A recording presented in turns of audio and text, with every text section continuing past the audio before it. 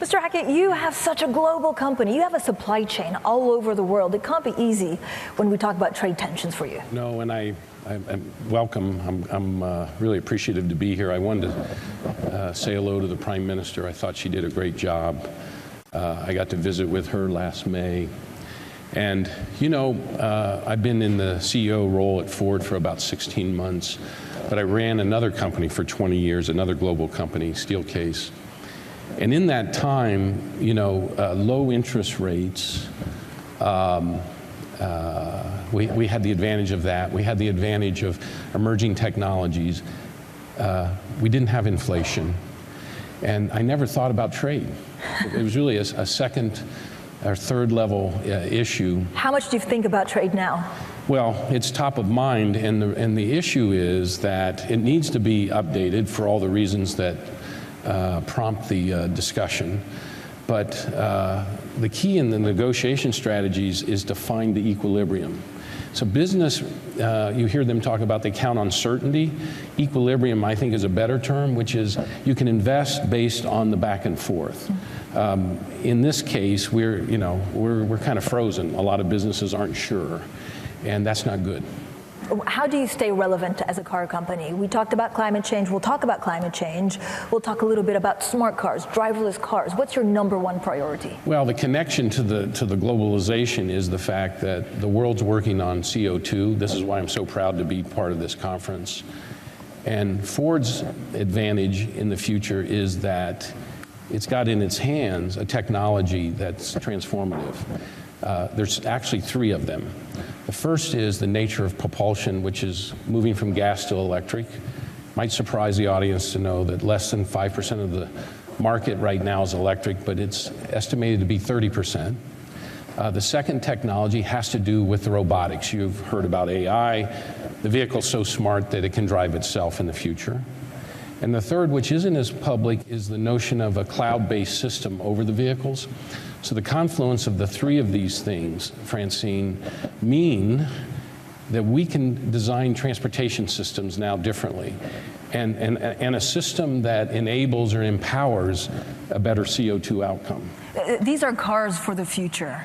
How much is trade and tensions a distraction when we talk about the end of multilateralism? Yeah, so in Ford's specific case, it produces most of its vehicles in North America, for example, in country.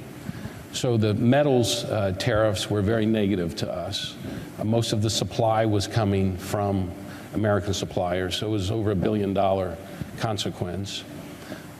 We export, our Lincoln brand in China is very successful. We now had to think about, you know, of course, a 25% tariff for that. It makes it very difficult. But I'm optimistic that there's an equilibrium in the course of this back and forth that, of course, we can be really successful in. Who will own and develop the cars of tomorrow? Is it car companies? Is it renewable companies? Or is it actually tech companies? Well, I think that it's a series of players that have to work together. In fact, the irony today is they do in the analog world. Let's call the analog world before the cars were really intelligent. The fueling system and your engine have a really close relationship. The chemistry of the fuel and the way the engines operate are highly choreographed. In the future, the utilities are going to be building renewables to, power electric vehicles. But this cloud-based structure, I want to emphasize it again, is something that hasn't been here.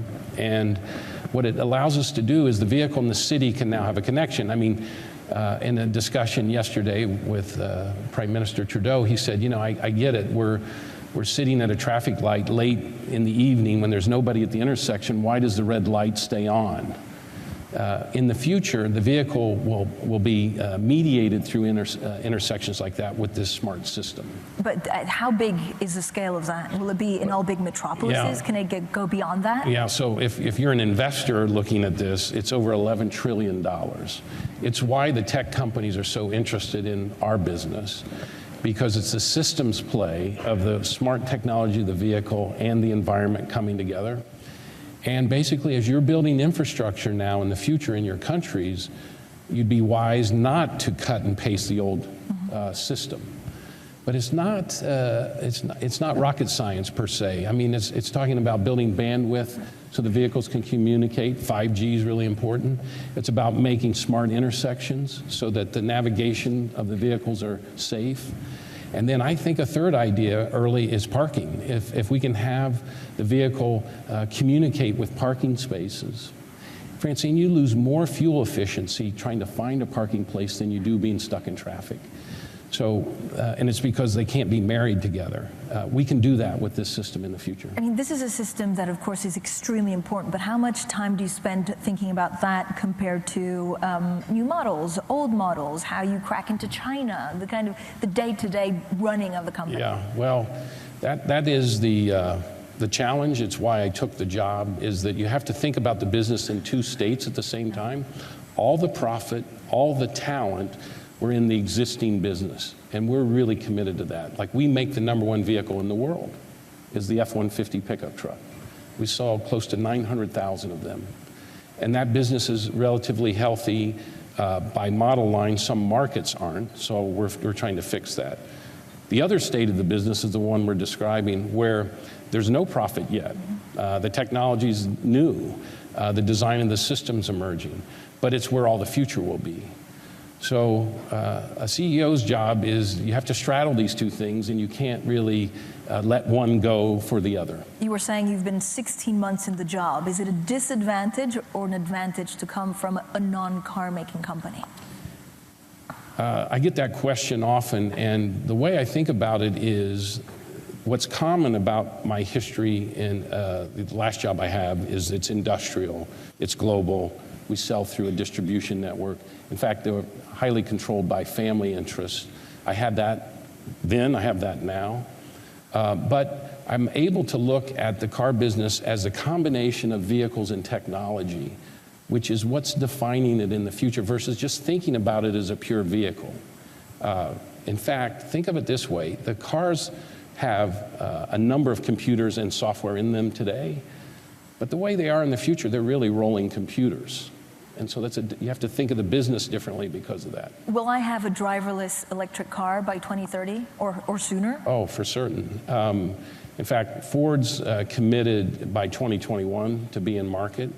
But this is a marathon. These vehicles will be super smart, and they learn. So you got to think about the way they learn is by being driven. And so when they hit the market, they'll be safe. They probably will have narrow assignments in terms of what they can do. But over time, they'll expand. And the great thing, as we're sitting here in the conference and you hear others talk about serving the world, this is going to allow us to do things because the vehicle is intelligent, like getting goods to people that couldn't get it, helping people have jobs because they don't have transportation today. Or my mother, God bless her, she had trouble getting to the doctors at the end of her life, someone to take her there. This kind of assistance will be available with that technology. I mean, the industry is going through as huge transformational changes. Are we going to see consolidation? Do we need so many car makers? Well, the 08 era, if you were following it, the industry essentially was bankrupt. Ford didn't take any kind of handout, very resilient. We had a wonderful CEO that helped restore the vitality of the company in that time. But as I observe it now, there's too much capacity maybe in the wrong places. And that's why the trade question is so important, is the footprint for production was more malleable before these trade structures. Now we're going to have to deal with lanes that we can only distribute in. But will we have to deal with trade tensions for the next 20 years? Well, I don't think that's good for us. I mean, in fact, I would not But you think it will last 20 years? Well, trade will always be here, but if you're asking the question, will we be out of equilibrium? No. I think there's going to be news about NAFTA being closed soon. Europe and North America have made tremendous progress as it relates to vehicle discussions, and now we have to deal with China.